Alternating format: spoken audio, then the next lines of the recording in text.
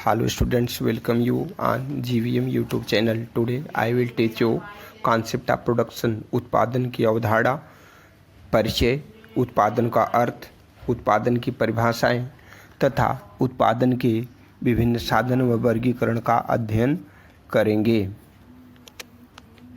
आज के टॉपिक में हम आपको lesson number 7 concept of production, उत्पादन की अवधारणा के बारे में अध्ययन करेंगे। सबसे पहले हम उत्पादन की अवधारणा के अंतर्गत इसके परिचय के बारे में अध्ययन करेंगे। जैसा कि आपको पता होगा कि उत्पादन का संबंध उपभोग से है। उपभोग किसी भी वस्तु एवं सेवाओं का स्टार्टिंग पॉइंट, आदि व अंत माना जाता है। किसी भी वस्तुओं का उपभोग करने के पश्चात यदि हमें संतुष्टि प्राप्त होती है तो वह उस वस्तु के प्रति, उस आर्थिक क्रियाओं के प्रति उसका अंत माना जाता है। इसका अध्ययन हमने आपको पिछले अध्याय में उपयोगिता विश्लेषण के अंतर्गत बतलाया था, जिसमें मैंने आपको बतलाया कि उपयोगिता विश्लेषण के अंतर्गत क्रमवाचक उपयोगिता तथा गणनावाचक उपयोगिता के अंतर्गत कैसे एक उपभोक्ता अधिकतम संतुष्टि प्राप्त करता है। गणनावाचक उपयोगिता का प्रतिपादन प्रोफेसर मार्शल तथा पिगू ने किया था, जबकि क्रमवाचक विश्लेषण का अध्ययन प्रोफेसर हिग्स तथा एलन ने तटस्थता वक्र के माध्यम से समझाया था। इस प्रकार से कुछ ऐसी वस्तुएं होती हैं जिनमें वह कैपेसिटी होती है, वह क्षमता होती है जो मानव की आवश्यकताओं को पूरा कर सके। उसे हम यूटिलिटी अर्थात उपयोगिता कहते हैं। उपयोगिता का सृजन करना अथवा वृद्धि करना अथवा उपयोगिता का निर्माण करना उत्पादन कहलाता है। यह उत्पादन प्रक्रिया द्वारा संभव होता है। उत्पादन से ही उपभोग संभव होता है। वस्तुओं एवं सेवाओं की मांग उन वस्तुओं एवं सेवाओं के उपभोग पर आधारित होती हैं। यदि उपभोक्ता किसी वस्तु एवं सेवा का उपभोग करना चाहता है तो वह उस वस्तु एवं सेवा की मांग करेगा, और जब उस वस्तु एवं सेवा की मांग करेगा तो उस वस्तुओं का उत्पादन होना आवश्यक है। इसलिए उपभोग और उत्पादन एक दूसरे से संबंधित हैं। यदि किसी वस्तु एवं सेवा का उपभोग नहीं होता है तो उसका उत्पादन भी नहीं होगा। इसलिए उपभोक्ता केवल उन्हीं वस्तुओं एवं सेवाओं का डिमांड करता है जिसका वह उपभोग करना चाहता है। इस प्रकार से वस्तुओं एवं सेवाओं की मांग उपभोग पर आधारित होती है। ठीक इसी प्रकार से हम कह सकते हैं कि वस्तुओं एवं सेवाओं की पूर्ति भी उनके उत्पादन मात्रा द्वारा निर्धारित होती है। जब किसी वस्तु का उपभोग होता है, उसकी डिमांड होती है, तो उसकी पूर्ति भी उत्पादकों के द्वारा निर्धारित की जाती है। किसी देश की राष्ट्रीय आय, प्रति व्यक्ति आय, पर कैपिटा इनकम का आधार भी उत्पादन के स्तर से निर्धारित होता है, जिससे देश में संपन्नता व आर्थिक वृद्धि होती है। लोगों के जीवन स्तर पर सकारात्मक प्रभाव पड़ता है। देश की राष्ट्रीय आय में वृद्धि होगी तो देश का आर्थिक कल्याण होगा। उस देश में रहने वाले लोगों का प्रति व्यक्ति आय में वृद्धि होगी, जिससे लोगों का जीवन पर सकारात्मक प्रभाव पड़ता है, अर्थात रोजगार में वृद्धि होती है, गरीबी दूर होती है, लोगों के खान पान में वृद्धि होती है, उपभोग के स्तर में वृद्धि होती है, उत्पादन में वृद्धि होती है। इस प्रकार से उत्पादन की मात्रा में वृद्धि होने से या प्राप्त होने वाली उपयोगिता का सृजन करने से देश के कल्याण में भी वृद्धि होती है। इस प्रकार से लोगों के जीवन स्तर में सुधार होता है। उत्पादन का अर्थ किसी वस्तु की उपयोगिता का सृजन करना, उपयोगिता में वृद्धि करना या निर्माण करना उत्पादन कहलाता है। वस्तुओं की उपयोगिता से तात्पर्य ऐसी वस्तुएं जिसमें ऐसी कैपेसिटी हो, क्षमता हो, जो उपभोक्ता को अधिक से अधिक संतुष्ट कर सके। यदि उपभोक्ता ऐसी वस्तुओं का उपभोग करता है तो उसे पूर्ण रूप से संतुष्टि प्राप्त होती है। उसे हम उपयोगिता कहते हैं। उपयोगिता में वृद्धि होने से या किसी ऐसी वस्तु की उपयोगिता में वृद्धि या निर्माण कर देने से वह वस्तु उत्पादन के योग्य होती है, अर्थात वह उत्पादन कहलाता है।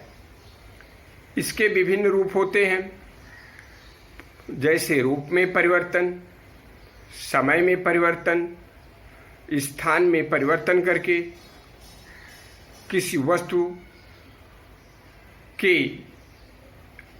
उपयोगिता में वृद्धि की जा सकती है। रूप में परिवर्तन से तात्पर्य जैसे जंगलों में पड़े हुए पेड़ पौधे जो कि निरर्थक हैं, उनकी कोई उपयोगिता नहीं है, यदि उनको काट करके मेज, कुर्सी इत्यादि बना दिया जाए तो उनकी उपयोगिता में वृद्धि हो जाती है। कुछ ऐसी जड़ी बूटियाँ होती हैं जो जंगलों में निरर्थक हैं, उनको ला करके दवा के रूप में इस्तेमाल किया जाए तो उसकी उपयोगिता में वृद्धि हो जाती है। इसे हम उत्पादन कह सकते हैं। समय में परिवर्तन से तात्पर्य पुराने चावल का उपयोग, पुरानी शराब का उपयोग करके उसकी उपयोगिता में वृद्धि की जा सकती है। स्थान में परिवर्तन से तात्पर्य नदियों के किनारे पड़े हुए बालू के कण, जहाँ उसकी उपयोगिता नहीं है, उसका उपयोग घर, मकान बनाने में प्रयोग किया जाता है, जिससे उसकी उपयोगिता में वृद्धि हो जाती है। इस प्रकार से हम कह सकते हैं कि इनके रूप, समय, स्थान आदि में परिवर्तन करके उपयोगिता में वृद्धि करके उत्पादन किया जा सकता है। और भी बहुत सारे उदाहरण हैं, जैसा कि एक किसान बीज का उपयोग करके खाद्य वस्तुओं का उत्पादन करता है, तो बीजों का प्रयोग करके उपयोगिता में वृद्धि कर देना उत्पादन कहलाता है। बड़े बड़े कारखाने जिसमें मशीन, कपड़े, खिलौने, जूते, साबुन, सीमेंट, फर्नीचर आदि का उत्पादन होता है, तो ऐसी वस्तुओं का उत्पादन करके उपयोगिता में वृद्धि कर देना उत्पादन कहलाता है। इसके अलावा और भी विभिन्न प्रकार की सेवाएं हैं, जैसे शिक्षा के क्षेत्र में अध्यापकों के द्वारा बच्चों को शिक्षा प्रदान करना, चिकित्सा के क्षेत्र में डॉक्टरों द्वारा मरीजों की देखभाल करना, मरीजों की चिकित्सा सुविधा उपलब्ध करवाना, बैंकिंग के क्षेत्र में वकील आदि ऐसे विभिन्न प्रकार की सेवाएं हैं जिनसे उपयोगिता में वृद्धि होती है तथा उसे हम उत्पादन कह सकते हैं।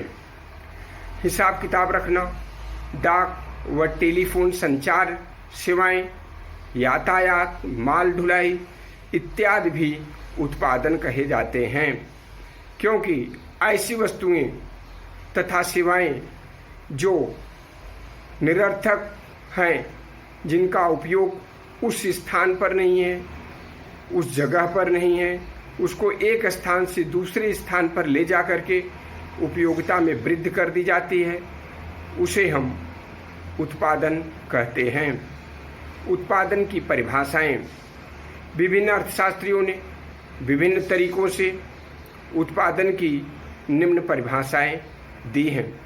According to Alfred Marshall, professor Marshall ने कहा है कि उपयोगिता का सृजन करना ही उत्पादन कहलाता है।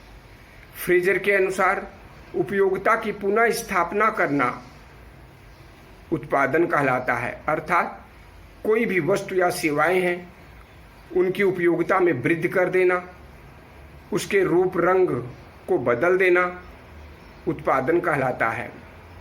मेयर्स के अनुसार आदान प्रदान हेतु वस्तुओं व सेवाओं के रूप में परिणाम देने वाली प्रक्रिया उत्पादन कहलाता है। इससे तात्पर्य आदान प्रदान हेतु वस्तुओं व सेवाएं जो लेन देन के रूप में प्रयोग की जाती हैं, एक वस्तु जो दूसरे व्यक्ति के लिए अनुपयोगी है तीसरे व्यक्ति के लिए उपयोगी साबित हो सकती है, ऐसा परिणाम देने वाली वस्तुएं उत्पादन कहलाती हैं। जेराल्ड डब्ल्यू स्टर्न के अनुसार उत्पादन साधनों को निर्गतों अर्थात उत्पादन में परिवर्तित करने की प्रक्रिया उत्पादन कहलाती है। उत्पादन के जो साधन हैं, भूमि, पूंजी, श्रम, साहस तथा तकनीकी, इन साधनों के माध्यम से वस्तुओं सेवाओं को जो निर्गत किया जाता है, जो उत्पादन किया जाता है, यह प्रक्रिया ही उत्पादन कहलाती है। सरल शब्दों में हम कह सकते हैं कि उत्पादन एक प्रकार की वस्तुओं एवं सेवाओं का प्रवाह है। उत्पादन की एक विशेष प्रक्रिया है। उत्पादन प्रक्रिया के द्वारा किसी वस्तु या सेवा की मानवीय आवश्यकताओं को संतुष्ट करने की क्षमता में वृद्धि या क्षमता का निर्माण या सृजन करना होता है। कोई भी वस्तुओं एवं सेवाओं का उत्पादन किया जाता है अथवा उसकी उपयोगिता में वृद्धि की जाती है, जिससे मानवीय आवश्यकताएं संतुष्ट हो जाती हैं, उसे ही उत्पादन कहा जाता है। उत्पादन के विभिन्न साधन व उनका वर्गीकरण। उत्पादन एक उपयोगिता के सृजन की प्रक्रिया है, जैसा कि मैंने आपको बतलाया कि रूप परिवर्तन करके, समय में परिवर्तन करके तथा स्थान में परिवर्तन करके उपयोगिता में वृद्धि की जा सकती है। यह एक उत्पादन प्रक्रिया है, इसे ही उत्पादन कहा जाता है। तो उत्पादन के द्वारा एक अवधि में वस्तुओं व सेवाओं का प्रवाह के रूप में निर्माण किया जाता है। इसका समय अवधि इम्पॉर्टेंट है। ऐसा नहीं है कि समय के अंतर्गत ही वस्तुओं एवं सेवाओं का उत्पादन हो। आउटसाइड ऑफ द टाइम, समय के बाहर वस्तुओं एवं सेवाओं का उत्पादन नहीं माना जाता। उत्पादन के साधन निम्न प्रकार हैं, जैसे एल लेबर, के से कैपिटल, एन से नेचुरल रिसोर्सेस, टी से टेक्नोलॉजी, ई से इंटरप्राइजेस। लैंड से लेबर यानी लेबर, श्रम, कैपिटल पूंजी, नेचुरल रिसोर्सेस भूमि, टेक्निक प्रबंधन व तकनीक, इंटरप्राइजेस साहस या उद्यमशीलता। इस प्रकार से उत्पादन के ये 5 साधन हैं। इन 5 साधनों का प्रयोग करके उत्पादन में वृद्धि की जा सकती है, उपयोगिता का सृजन किया जा सकता है किसी नई वस्तु एवं सेवा का निर्माण किया जा सकता है, इसे ही उत्पादन कहते हैं। उत्पादन की प्रक्रिया में उत्पादन के साधनों का प्रयोग किया जाता है। जैसा कि मैंने बतलाया कि उत्पादन के विभिन्न साधन भूमि, पूंजी, श्रम, साहस व संगठन, इनकी सहायता से बड़ी मात्रा में उत्पादन किया जाता है। उपभोक्ताओं के मांग के कारण उपभोग किया जाता है, जिससे वस्तुओं और सेवाओं की पूर्ति की जाती है। उत्पादन के विभिन्न साधन निम्न प्रकार से हैं। नंबर 1, भूमि, लैंड। भूमि प्रकृति प्रदत्त एक निःशुल्क उपहार है। ये प्रकृति द्वारा प्रदत्त है, इसको घटाया बढ़ाया नहीं जा सकता। इसमें कृपणता का गुण पाया जाता है, अर्थात भूमि की मात्रा सीमित होती है। इसको न तो बढ़ा सकते हैं और न तो घटा सकते हैं। भूमि की उर्वरा शक्ति में भी विभिन्नता पाई जाती है। भूमि की कैटेगरी अलग अलग होती है, कहीं चट्टानी होती है, रेतीली होती है, बलुई मिट्टी होती है, दोमट होती है। तो इस प्रकार से उनकी उपजाऊ क्षमता भी अलग अलग होती है। तो भूमि की उर्वरा शक्ति उनकी कैटेगरी के अनुसार होती है। कोई भूमि अधिक उपजाऊ होती है तो कोई कम उपजाऊ होती है। इस प्रकार से भूमि एक प्रकृति प्रदत्त निःशुल्क उपहार है। नंबर 2, श्रम, लेबर। श्रम से अभिप्राय धन या मुद्रा के बदले दिया जाने वाला शारीरिक या मानसिक उत्पादक कार्य। इसमें श्रमिक के द्वारा शारीरिक रूप से या मानसिक रूप से परिश्रम किया जाता है। इसमें धन या मुद्रा नहीं दिया जाता। धन या मुद्रा के बदले दिया जाने वाला शारीरिक या मानसिक उत्पादक कार्य ही श्रम कहलाता है। यह उत्पादन का एक सक्रिय साधन है। इसकी सहायता से ही उत्पादन संभव होता है। श्रम की पूर्ति मात्रात्मक तथा गुणात्मक दोनों ही रूपों में हो सकती है, अर्थात यह 2 प्रकार का होता है। श्रमिक उत्पादक भी हो सकता है और उपभोक्ता भी हो सकता है, और श्रमिक के द्वारा उत्पादन भी किया जाता है और श्रमिक के द्वारा उपभोग भी किया जाता है। इस प्रकार से यह मात्रात्मक तथा गुणात्मक 2 प्रकार की होती है। नंबर 3, पूंजी, कैपिटल। पूंजी को संकुचित अर्थों में नगद वित्त, कैपिटल इन कैश के रूप में प्रयोग होता था, किंतु आज इसका आशय मशीनों, यंत्रों आदि से है। बड़े पैमाने पर अगर उत्पादन किया जाए तो वहाँ पर मशीन और यंत्रों की सहायता से ही उत्पादन संभव है। पूंजी अधिकांशतः मशीनों को खरीदने में, यंत्रों को खरीदने में किया जाता है, और इन मशीनों और यंत्रों के द्वारा कोई भी कार्य कम समय में एवं अधिक अच्छी क्वालिटी से उत्पादन संभव होता है। प्रबंधन व तकनीक, टेक्नोलॉजी। तकनीक की सहायता से बड़े पैमाने पर प्रबंधकों के द्वारा संगठन किया जाता है। तकनीकी विशेषज्ञों द्वारा उत्पादन की विभिन्न वैकल्पिक तकनीकों में चुनाव किया जाता है, जैसे वैयक्तिक स्वामित्व, साझेदारी निगम आदि में चयन कर ऑर्गेनाइजेशन अर्थात संगठन किया जाता है।